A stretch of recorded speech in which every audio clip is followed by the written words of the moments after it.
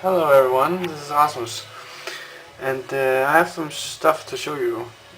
As you know from some of the videos, Pilda has been updating at the channel that our Kiki shop is having some sales at malls. And our local Kiki shop has a lot of different things, including the Warhammer stuff, where they have molds, paints, tools, and books. And I went out like, I don't know, 6 months ago or something, and I bought this one for 30 crowns. This is a novel from the Warhammer universe, and it's about Catetians called Death World. And I haven't started reading it since just 14 days ago or something like that. And I bought it because about 8 years ago I wanted to start collecting a Catetian army, and I bought the codex because I started reading, I think from White Dwarf magazine, about the Catetians, and like, they just came out back then, and I was amazed at how different their army was at fighting compared to other armies, and I was really intrigued about their stories and how they operated and what kind of people were in the army. So I really got caught, and I bought the codex, and I bought a box of molds, and I started to paint them. But then I went into I don't know, I kind of lost. I had so many things going back then that I lost track of the Warhammer, to be honest, and I went to play fantasy. So 40k went to the shelf, and I never got to finish it. And I actually think that I threw the molds out, which I do once in a while, which I still can't believe to this time how much money I threw out.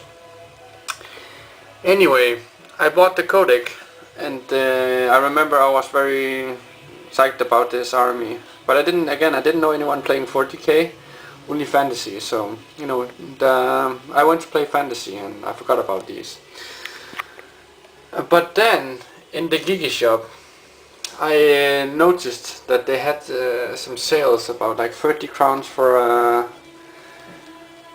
mall, and you can get like a few blister packs from a lot of different malls. I'll be right back. Sorry about that. Anyways, I was talking about the malls that I got on sale, and apparently they had a lot of Catetians, and I got like the assault team. I think this one has a flamer or a plasma gun or something like that. I think pretty cool models. This one has a melta. I don't know if you can see it very well. And I got 2 packs of heavy flamer teams. As you can see, they're on sale for 30 Danish crowns. So, and this is called, I think that's Catetian Assault Team, the models that I packed out already. I got those as well because I wanted to paint something else than Eldar, since I wanted to have an army that was a bit simpler to paint and yet very different. I wanted some skin in the army. There's so much armor to paint on the Eldar, so I wanted some basic stuff, and well, I bought the molds to get try and do some of that. Then I started reading this book, and it was so amazing. It's so interesting. I think I'm halfway through, and I can't describe how much spirit and background this gives, and how detailed the stories are about the Catetians, and I just got totally carried away. So I started obviously painting them, and I enjoyed it so much. I bought the captain here as well. This is how he turned out. I have I painted the camouflage much more different than I've seen any of the. I didn't want the blacks and whites or dark brown and dark green colors. I wanted something that kind of merged. I wanted to stay green.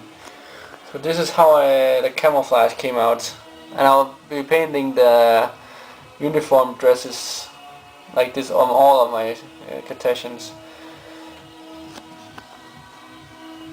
As I said, this is a Cartesian captain with a power fist and a bolt gun, I think.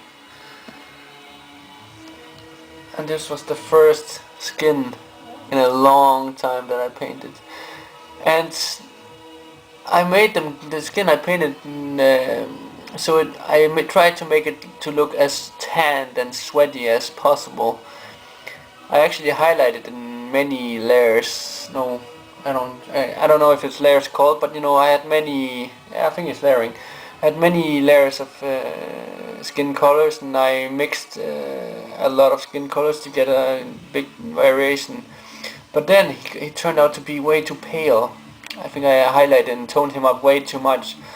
So I put over some ochre flesh in the end, a wash, and I really liked how this came out.